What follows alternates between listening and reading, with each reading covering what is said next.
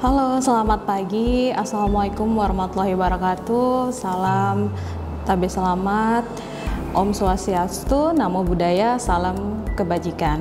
Perkenalkan, saya Vera Rizky Amelia, SE MACC, selaku dosen pengampu mata kuliah Sistem Informasi Akuntansi untuk program studi S1 Akuntansi di Fakultas Ekonomi dan Bisnis Universitas Palangkaraya. Oke, mata kuliah Sistem Informasi Akuntansi ini merupakan mata kuliah di semester 4 untuk program studi S1 Akuntansi. Adapun mata kuliah prasyaratnya yaitu Sistem Informasi Manajemen. Bobot SKS dalam mata kuliah Sistem Informasi Akuntansi yaitu 3 SKS. Baik, mata kuliah Sistem Informasi Akuntansi merupakan mata kuliah yang memberikan pemahaman kepada mahasiswa tentang prosedur ataupun proses mengolah transaksi keuangan yang terjadi pada seluruh bagian organisasi untuk menghasilkan informasi akuntansi serta mengkomunikasikannya kepada berbagai pengguna informasi akuntansi di organisasi tersebut. Oleh sebab itu, mata kuliah Sistem Informasi Akuntansi akan banyak menggunakan case-based learning. Baik, keluaran mata kuliah ini, mahasiswa nanti diharapkan setelah menyelesaikan mata kuliah Sistem Informasi Akuntansi, mereka dapat menjelaskan tentang proses suatu informasi akuntansi di perusahaannya bekerja. Adapun di pertemuan perkuliahan akan terdiri dari 16 pertemuan, yaitu 7 pertemuan teori, kemudian UTS, kemudian 7 pertemuan teori kembali, dan proyek akhir berupa case-based learning. Dalam 16 pertemuan tersebut akan terdiri dari beberapa materi, yakni lingkup sistem informasi akuntansi, elemen dan prosedur dalam sistem informasi akuntansi, sistem informasi akuntansi manajerial, teknik dokumentasi dan penyusunan sistem, siklus penyusunan pengolahan data, sistem database, manajemen data, pengendalian sistem informasi berbasis komputer, serta siklus-siklus dalam informasi akuntansi. Adapun CPL pada mata kuliah ini terdiri dari 5 CPL, yakni sikap bertanggung jawab, kemudian penguasaan teoritis, penerapan pemikiran logis, proses evaluasi diri, dan bekerja di bawah supervisi. Selain itu, ada juga CPMK dalam mata kuliah ini. CPMK 1 menunjukkan sikap bertanggung jawab atas pekerjaan di bidang sistem informasi akuntansi secara mandiri. CPMK kedua mampu menguasai teknik dokumentasi dalam sistem informasi.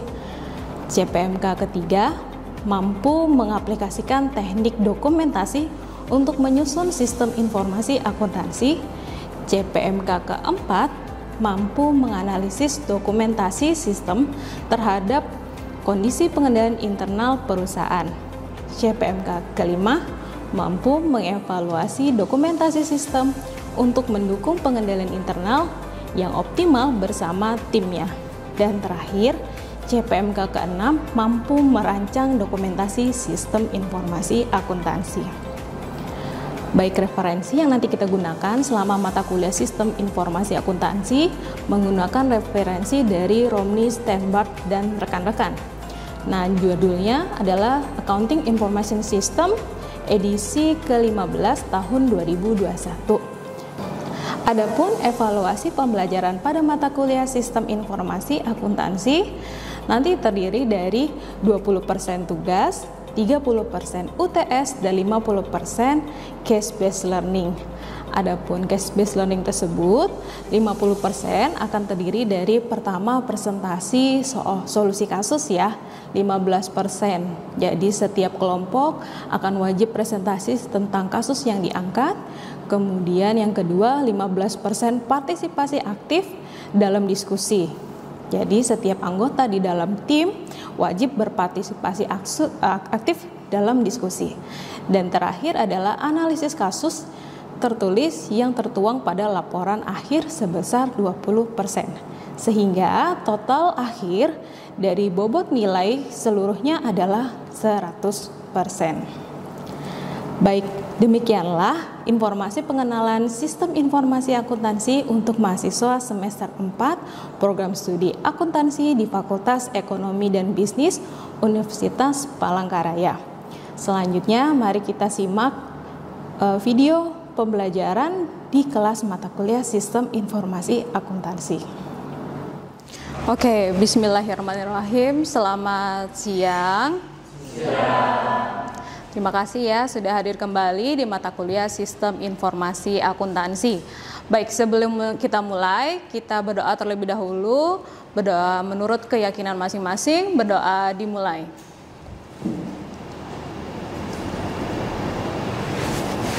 Oke, berdoa selesai. Selanjutnya kita persensi ya. Persensi nanti dilakukan menggunakan si Uber ya. Jadi saya bukakan tempat persensi, silakan adik-adik semuanya bisa absen mandiri melalui portal si Uber di pertemuan ketiga.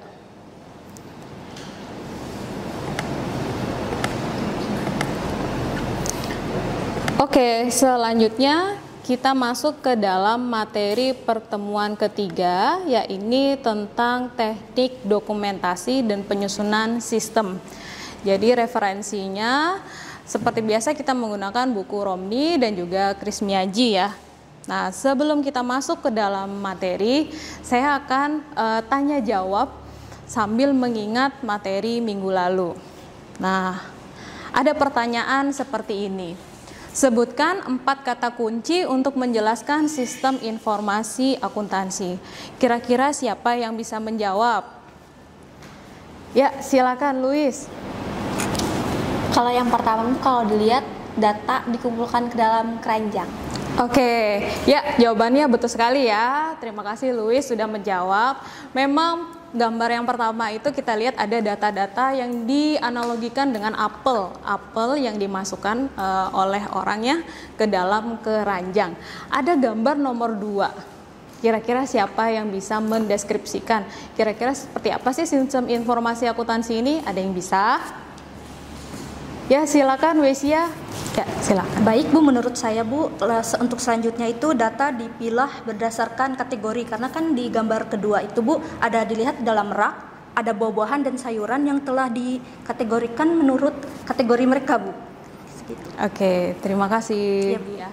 Jadi setelah data itu dikumpulkan di dalam keranjang, nanti data itu akan dipilah berdasarkan kategorinya. Apakah dia kategori buah-buahan ataupun kategori sayur-sayuran.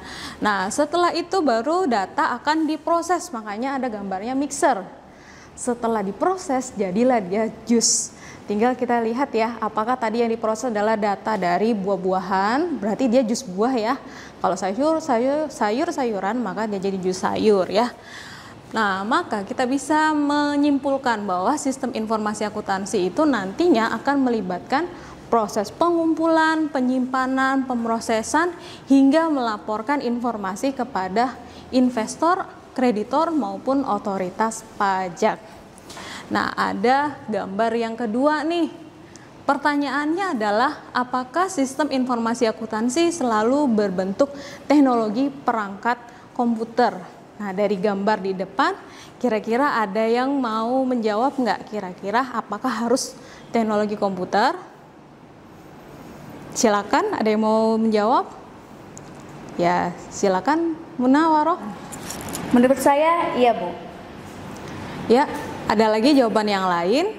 Silakan Randi, silakan jawabannya. Tapi menurut saya tidak Bu. Tidak ya. Baik, terima kasih. Ya, bahwa kalau kita pakai sistem informasi akuntansi maka bentuknya selalu teknologi. Tetapi ada disanggah nih sama Randi bahwa nggak mesti. Sistem informasi akuntansi juga bentuknya manual ya. Seperti gambar di depan, betul sekali jawabannya adalah tidak. Jadi sistem informasi akuntansi tidak selalu berkaitan dengan teknologi. Nah, selanjutnya kita masuk kepada alasan kenapa perlu kita mempelajari teknik dokumentasi informasi. Nah, informasi itu biasanya disajikan dalam banyak bentuk ya. Contoh yang kita temui sehari-hari, koran, majalah, dan semuanya adalah tulisan. Nah, tulisan seringkali itu sulit untuk dipahami pembaca. atau pengguna informasi, maka biasanya dia akan dibantu dengan ilustrasi-ilustrasi.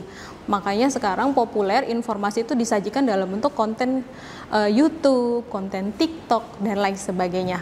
Nah, bagaimana kita membentuk konten dari sistem informasi akuntansi? Maka kita perlu belajar teknik-teknik pendokumentasian dengan cara ada dua sajian, yaitu diagram arus data dan juga diagram alir atau bagan alir. PMK dari mata kuliah ini adalah setelah mahasiswa nanti mempelajari teknik pendokumentasian, maka mahasiswa memperoleh keterampilan penguasaan teknik dokumentasi. Nah, ini tadi ya, bahwa alat terbaik untuk kita dapat mendeskripsikan suatu sistem itu selalu bentuknya adalah gambar. Jadi kalau hanya narasi seperti paragraf itu akan sulit diterjemahkan dan juga beda persepsian.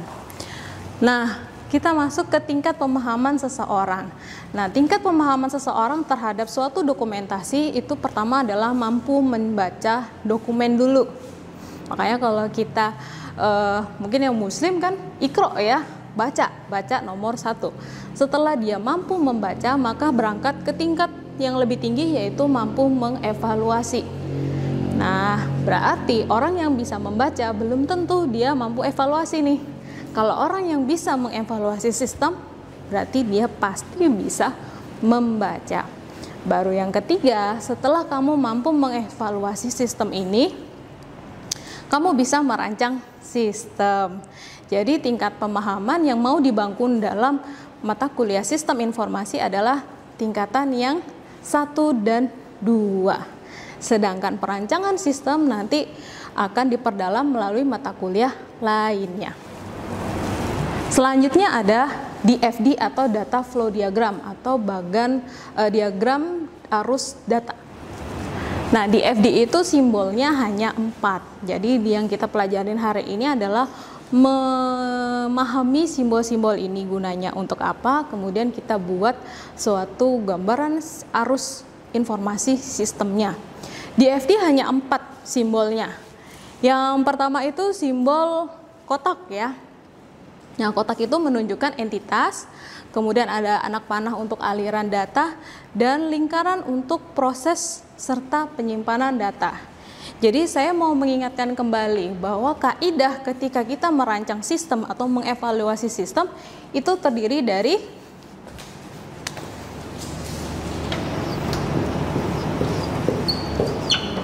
ada input, terus proses, lalu ada output. Tetapi tidak semua proses itu, tidak semua informasi atau data itu diproses kan? Maka kita butuh yang namanya penyimpanan atau storage. Nah, dalam kita memproses data yang diinput tadi untuk dia jadi output perlu diproses. Tetapi tidak memungkin, bisa jadi akan terjadi masalah-masalah, resiko kehilangan data, resiko datanya digunakan oleh otoritas yang lain, maka kita butuh yang namanya pengendalian internal. Jadi di sini kotaknya adalah